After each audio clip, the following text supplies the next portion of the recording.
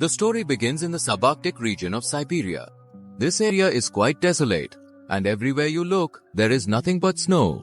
A woman named Saiva says, "When I was born, a shaman said that this girl is cursed and that whoever she takes care of will be harmed." And Saiva herself believes this to be true. Saiva lives in a camp with her daughter, whose name is Anja, in the subarctic region. No one else lives here except them, because this area is occupied by Russian soldiers. Saiva used to live with her tribe, but for some reason, she moved to a remote area with her daughter, and from time to time, they change their camp so that they don't get caught by the Russian soldiers. Surviving in the cold and snowy environment here is extremely difficult. They have to struggle every day just to find food. Anja has lived her entire life like this so far, but she wants to meet people from the outside world. They have also kept some dogs to help with hunting, but one of the dogs has fallen ill. So, to free the dog from its pain, Saiva slits its throat and puts it down. After this, Saiva and Anja pack their belongings and set out by boat in search of a new place to stay. As they go further, they spot some Russian soldiers where construction work is going on along the railway tracks. Saiva and Anja get very scared when they see them.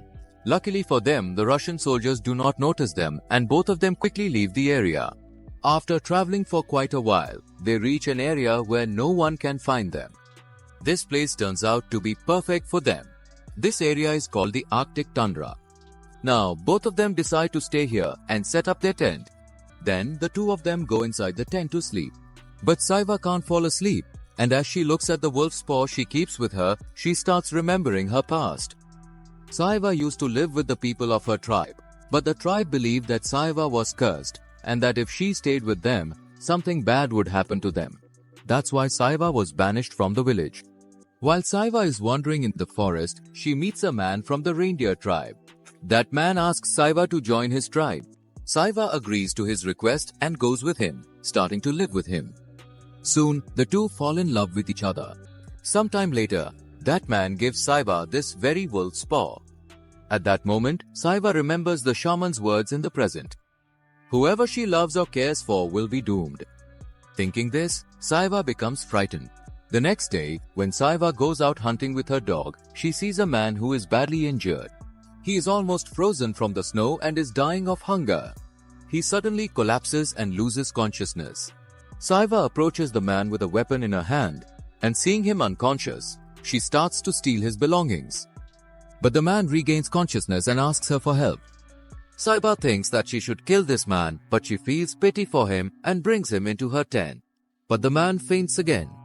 Saiva treats his wounds and takes care of him. Then Saiva starts checking the man's belongings, in which she finds a map and a radio. After a while, when Anja comes there, she is shocked to see the man and asks Saiva, "Who is this man?"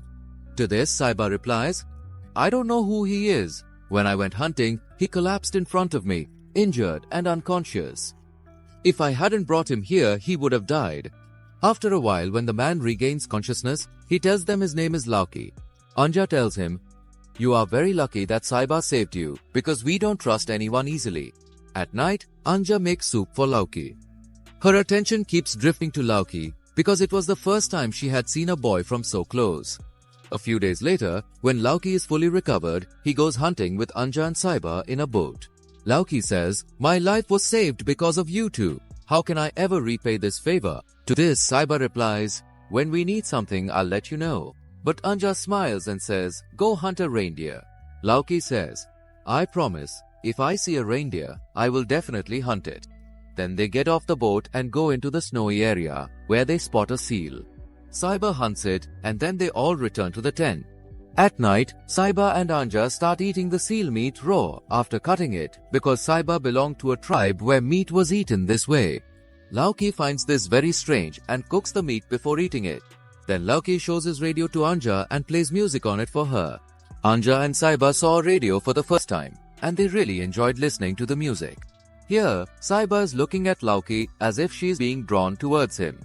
Because Saiva has been alone for years, she asks Lauki, "How did you come here?"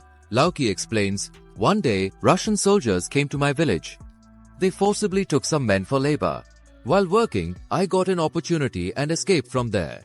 After that, I wandered for many days without food or water. That's when I saw you, and you saved my life." Lauki says, If the Russian soldiers see me, they'll kill me. Saiba says, when the cold lessens, you should leave this place. Until then, you can stay here with us. Because Saiba was afraid that because of Lauki, they might get into trouble. Lauki is handsome and strong in appearance, and Anja starts to feel attracted to him. She asks Lauki to comb her hair, something her mother used to do for her. Lauki smiles as he starts combing Anja's hair. But Saiba doesn't like this and lowers her gaze because she likes Lauki. Lauki has also realized this. The very next morning, without even asking Saiba for permission, Lauki takes her trusty gun and, clearly wanting to go hunting, just as he spots a reindeer in one place and is about to take aim and shoot, two Russian soldiers arrive, capture Loki and are about to take him away in their boat. But Loki pulls out his knife and cleverly kills both Russian soldiers one by one.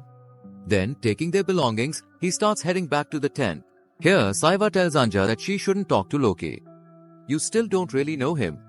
But Anja refuses to listen to Saiba. Then, in anger, Saiba storms out of the tent. Just then, Loki arrives carrying the soldiers' belongings. She tells him that she needs to talk to him about something important. She wants to tell him that he's cursed. But before Saiba can tell Loki this, Anja arrives there. Loki tells her that he has brought a lot of food, which makes Anja very happy, and the two of them go inside the tent. Anja and Loki now start spending time together. This feeling keeps growing inside Saiba like a pain, and she starts thinking about her past, taking the story back in time.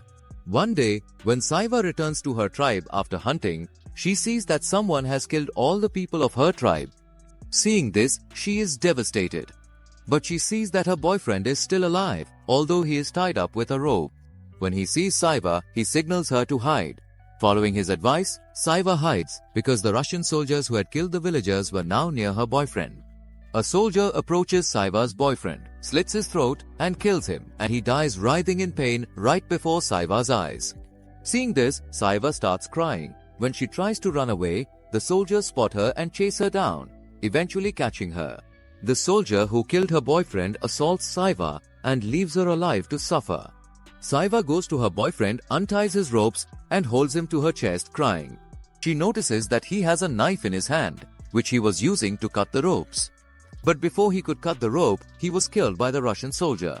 Saiba keeps the knife with her. Just then, she hears the sound of a child crying from inside the tent. She goes to check and finds a little girl there. When she tries to leave with the little girl, a soldier tells her that people like her have no right to stay here. Once I get rid of people like you, this land will be ours. Hearing this, Saiba realizes that they are doing all this to seize the natural resources. The soldier says that they have lost their way. You have to take us to the mainland. If you help us, we will spare you and this girl. Saiba agrees to their terms. As she and the soldiers are crossing the glacier holding onto a rope, Saiba cuts the rope with a knife and pushes all the soldiers into a crevasse, killing them. After that, Saiba raises the girl as her own, and that girl is none other than Baal. The story then returns to the present. Saiba remembers all this and becomes emotional, tears welling up in her eyes. Days slowly pass. Anja and Loki start spending even more time together than before. They laugh, have fun, and grow closer. But Saiba doesn't like any of this. Seeing them together makes her jealous. One day, Loki asks Anja, "Why do you and Saiba live here alone?" Anja replies, "Saiba doesn't like being with people. Perhaps she's afraid of something. And because of the Russian soldiers, we're always moving from place to place." That night, while Anja and Loki were talking amongst themselves, Saiba couldn't bear it. She quietly picks up her gun and goes hunting. After she leaves, Anja and Loki are very happy and they become intimate. The next day, Loki goes hunting. He spots a reindeer and successfully hunts it. Through this, he keeps his promise to Anja. Anja and Saiba are happy to see this. Several more months pass this way. Anja and Loki's love deepens further. They are both very happy with each other, and Anja becomes pregnant. Loki and Anja decide they will leave this place and go to a new settlement to start their family. One day, Anja tells Saiba, "I'm pregnant. I want to give my child a better life, so Loki and I are leaving this place." Hearing this, Saiba is startled. She says, "Why are you making such a big decision? You don't even know Loki well." Anja replies, "He told me everything about himself." But Saiba feels profound sadness hearing this. Now Saiba is completely alone. She even stops talking to Anja. Anja and Loki start preparing to leave. But seeing Saiba despondent, Anja asks her, "Do you want to come with us?" Saiba gives no answer. At night, Loki goes hunting. Then Saiba tells Anja, "Come, let me braid your hair." Anja comes to her, and while Saiba is braiding her hair, she suddenly and cunningly strangles her to death with the hair. After doing all this, there was no remorse on Saiba's face, because a deep hatred for Anja had grown within her. This was because Anja was beautiful and young, and Loki wouldn't even look at Saiba because of Anja. Saiba had been alone for many years. When she saw Loki, she felt that she would start a new life with him. But Anja came in between and took Loki, which Saiba absolutely could not accept. Thus, she was forced to kill her own daughter. To get close to Loki tonight, Saiba uses a knife to peel off Anja's facial skin and puts it on her own face like a mask. Then she dresses in Anja's clothes, impersonating her. She thinks that if she looks like Anja, then when Loki returns, he will mistake Saiba for Anja and have physical relations with her.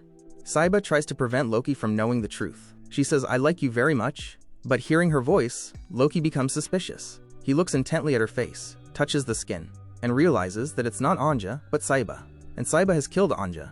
Frightened, Loki rushes out of the tent and flees from there, and Saiba sits inside the tent, crying. Indeed, when a person reaches the ultimate limits of loneliness, jealousy, and rejection, it goes without saying how insane and destructive they can become. And with this, the movie ends. Friends, thank you very much for watching the video until the end. If you liked the movie, please like, share, and subscribe to the channel. See you in the next video. Until then, goodbye.